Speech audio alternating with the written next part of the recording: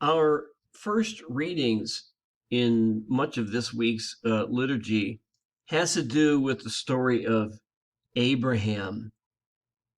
And today's reading describes the conflict or potential conflict that could have existed between Abraham and Lot.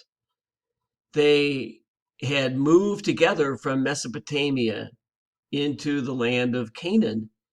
And the story in today's reading begins when there is a problem because the land won't support Abraham's flocks and Lot's flocks.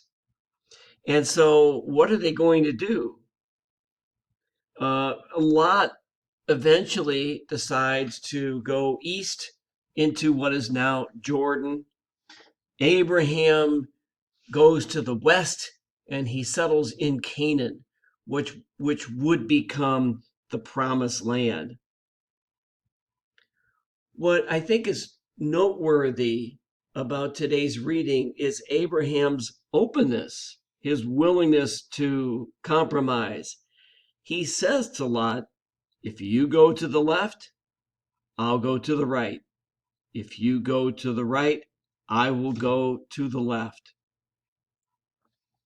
What I find remarkable about that is Abraham's generosity of spirit, his willingness to be open to the wishes of Lot. That's something I think that we can imitate. We can try to imitate Abraham's openness and generosity of spirit.